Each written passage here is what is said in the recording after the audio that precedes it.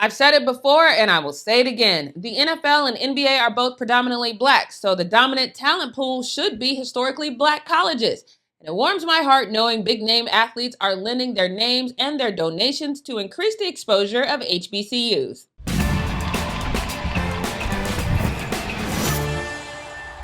What's up, everybody, and thanks for checking in with us once again here at The Fumble. I'm your host, Jackie Ray, or J Ray the Fanatic if you want to follow me on Instagram or Twitter. But first, do me a solid, make sure you hit that subscribe button and that notification bell, and don't forget to give this video a thumbs up.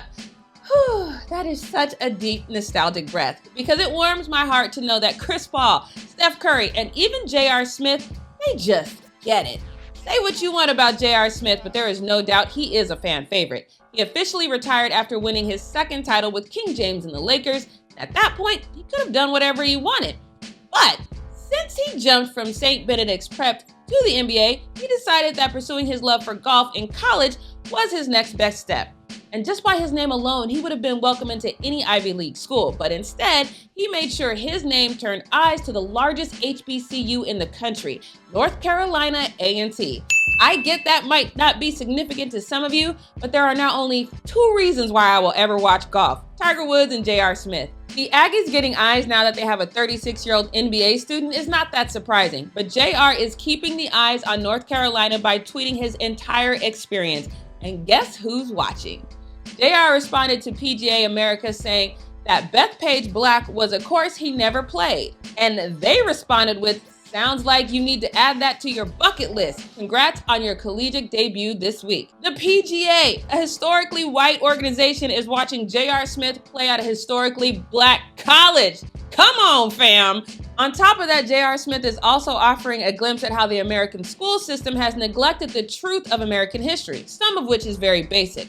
Like when JR noted that the maps and globes used in most of our schools show North America as being the same size as Africa, when in fact, Africa is much bigger.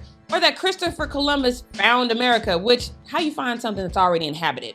And his goals are not just golf. He wants to be on the chancellor's list, which means at A&T, he has to have a 3.75 GPA or better for a semester.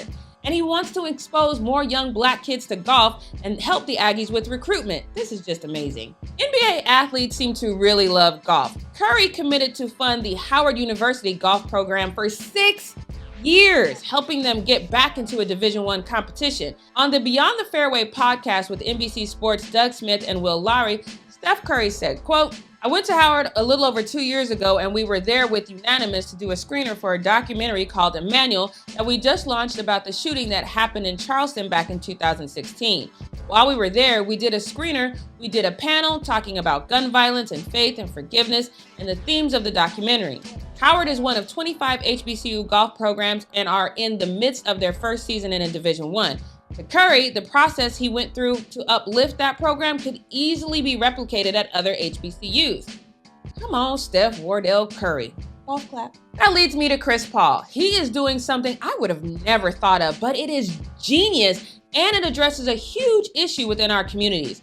No matter who you are, if you attend college, you know how easy it is to develop terrible eating habits on campus. Between cramming for tests, work studies, student, and trying to have some sort of social life, the vending machine down the hall does become your best friend. But in the black community, those bad habits might have started way earlier. From food deserts, communities that don't provide economic stability, those can create habits that lead to hypertension, diabetes, and heart disease. But what if a vending machine could help change your eating habits? Under the new partnership, Paul will introduce a Kiowa-filled vending machine that's packed with nutrition, plant-based beverages, and HBCUs that Paul has a relationship with.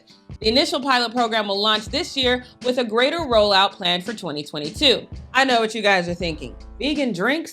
So what? But for those of us who have ever tried to start a workout or eat healthier, we know that the smallest commitment that we can stick to will lead to others. Chris Paul seems to know that as well, saying, quote, "My hope for investing in Kiowa and other change makers in the industry is that we work together towards a bigger systemic culture shift where underserved communities have access and opportunity to live better, healthier lives." I can just see this going from HBCUs to high schools in our communities. That is such a beautiful thing.